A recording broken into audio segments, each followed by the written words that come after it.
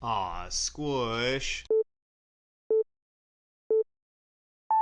Welcome back to another episode of Khrisstian's Customs, and today we're doing coilovers on my Mazda 323 GTX.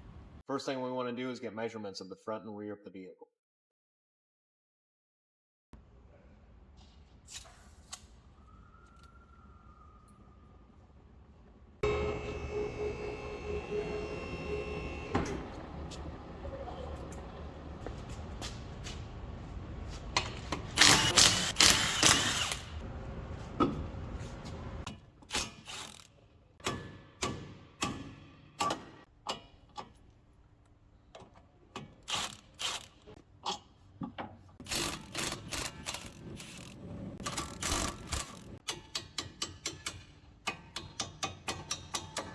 Just a little tap.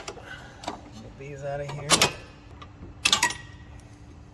Now that these bolts are out of here, I'm simply able to slide it out, turn it to the side.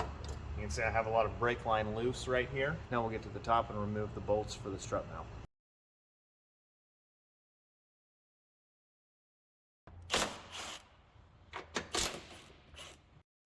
Say again? You're on camera. Oh, I'm sorry. You're right. I'm going to remove these two upper bolts and slide it out.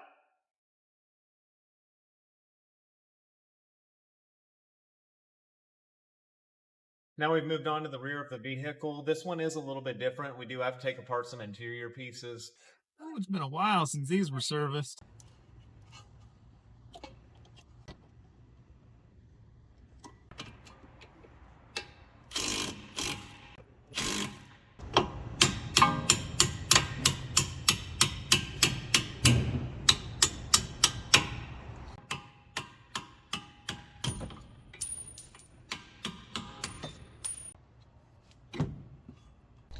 The speaker pod cover needs to come off. My little clips were already broken.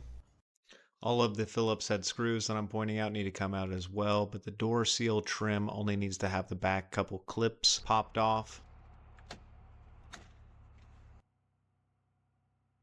While applying pressure downward, simply push the seat back and lift upward and disengage the clip on both sides, then push the seat belts through and remove the rear bottom seat portion.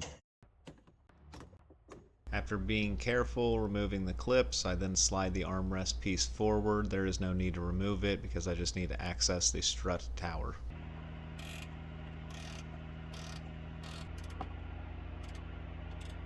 After loosening the nuts, I then remove them by hand while having one hand on the strut and then drop it out of the bottom of the vehicle.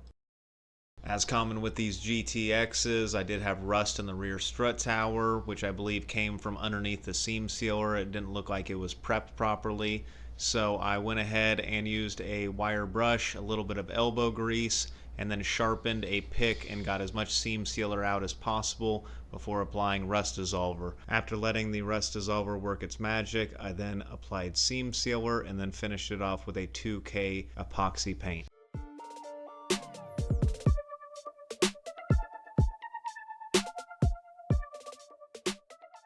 So obviously our front, because our camber plate is right here.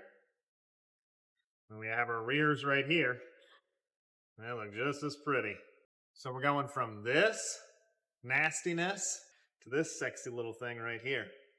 I love it. It is always a good idea to read through the instruction manual before installing coilovers. Caseboard advises at least 50 millimeters of thread to be engaged to the bottom of the mount. My advisement is to go ahead and measure this section and mark it before installing it, and then whatever you'd like to do adjustment, you know that it can never go past that point. Before installing the coilovers, I do like to clean all the rust off of the lower mounting section and then inspect the strut towers to make sure that there is no rust on the inside. If there is, like I had in the rear, I will go ahead and grind it all down and repaint it. Now, Caseboard does not provide any hardware for the top of the strut mounts, so make sure that your old hardware is still in good shape before reinstalling.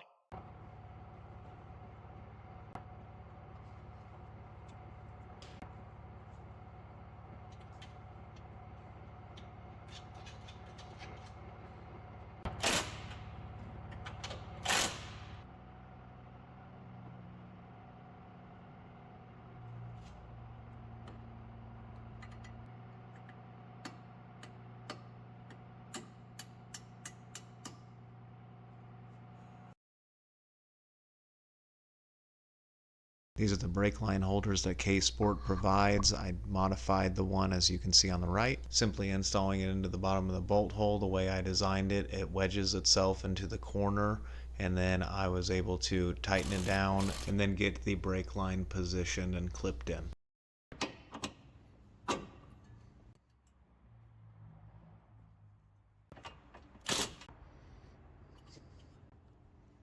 Being super cautious not to scratch my awesome new paint job I just finished, I then install the rear coilover, and as I hold it with one hand, I reach in and I already have the washer and nut set up to tighten it down. After getting the rear strut mount tightened down from the inside, I then lift the rear spindle into place and get the upper bolt put in.